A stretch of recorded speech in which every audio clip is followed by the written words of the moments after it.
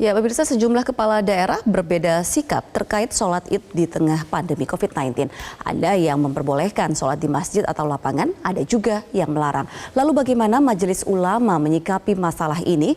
Sudah bergabung dari luar studio ada Ketua Bidang Informasi dan Komunikasi MUI, Mas Duki Baitlawi. Saya sapa dulu, selamat pagi, Assalamualaikum Pak Kiai. Waalaikumsalam. Selamat pagi Mbak, gimana kabar? Ya, alhamdulillah baik Pak Kiai. Pak, ini kita tahu bahwa MUI sudah mengeluarkan fatwa nomor 28 tahun 2020 terkait dengan pelaksanaan sholat id di tengah pandemi COVID-19. Ini dikatakan bahwa diperbolehkan untuk sholat di rumah, baik itu sendiri ataupun juga berjamaah. Lantas pertanyaannya adalah kenapa masih ada MUI daerah yang mengeluarkan keputusan yang berbeda, termasuk juga pemerintah daerah yang mengatakan bahwa walaupun mereka di zona merah tetapi masih memperbolehkan untuk melaksanakan sholat id di lapangan atau masjid.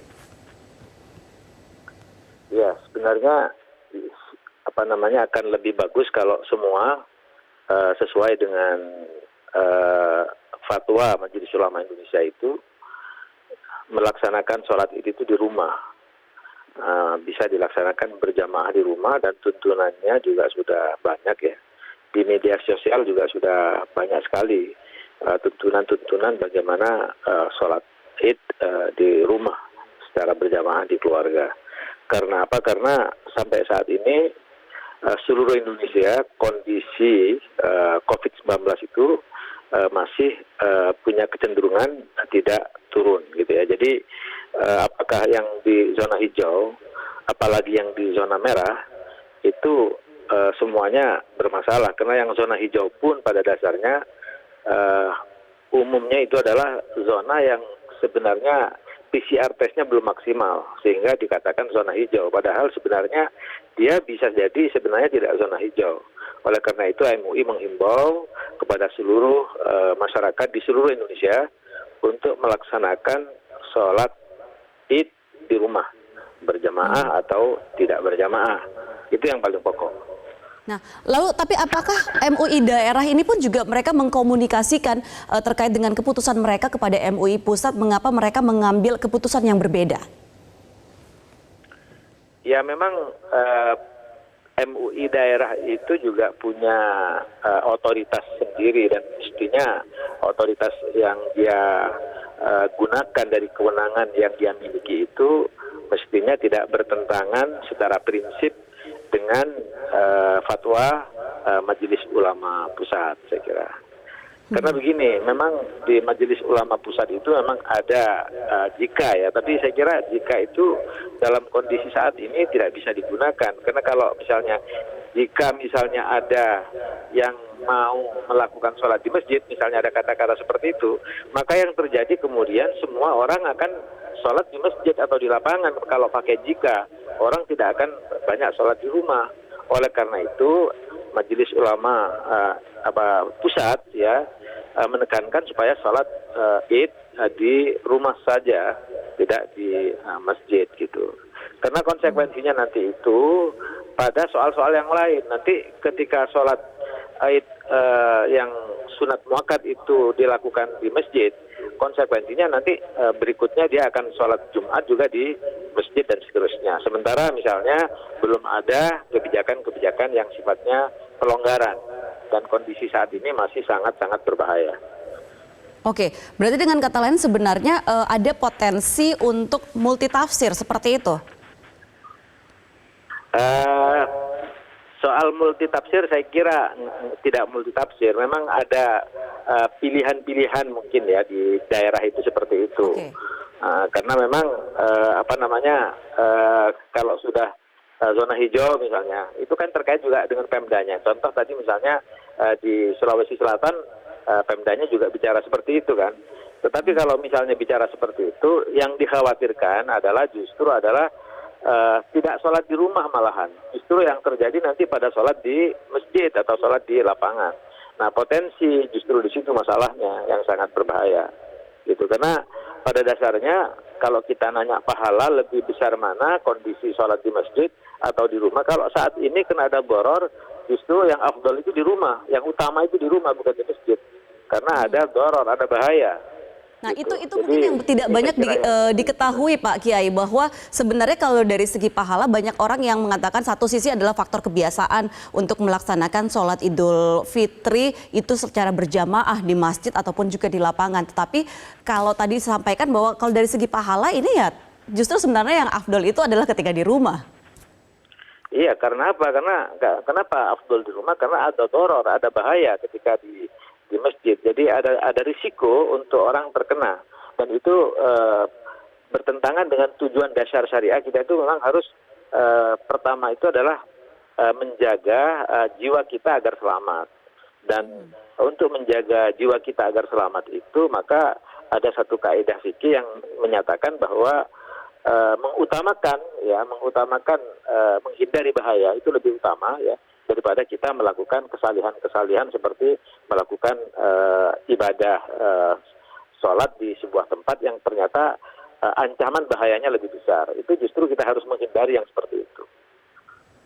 Nah, mohon dikoreksi kalau misalnya saya salah seperti itu Pak Kiai pemahamannya. Tetapi kalau misalnya ada kepala daerah ataupun juga ada ulama yang mengabaikan faktor-faktor keselamatan tadi, kemudian juga keamanan diri dan lain-lain, dan memperbolehkan atau mengambil putusan lain, meskipun mereka zonanya belum bisa dikatakan bahwa atau wilayahnya belum bisa dikatakan benar-benar aman seperti itu, lantas apakah seperti apa hukumnya dan masyarakat ini harus bersikap seperti apa?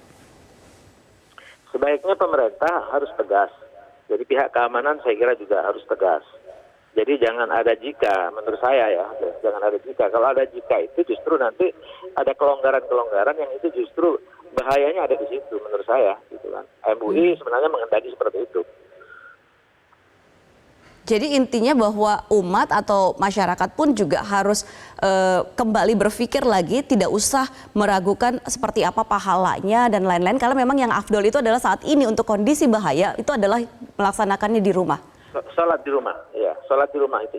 Yang afdol sekarang adalah sholat di rumah. Dan pahalanya tidak kurang dibanding dengan sholat di masjid karena tingkat bahayanya masih tinggi. Justru itu justru berbahaya, sholat di sebuah tempat yang berbahaya itu udah nggak boleh secara agama. Baik, nah Pak Kiai terkait dengan pelaksanaan ibadah sholat Id di rumah, baik itu sendiri ataupun berjamaah, apakah kemudian ada juga tata cara yang berubah atau seperti apa?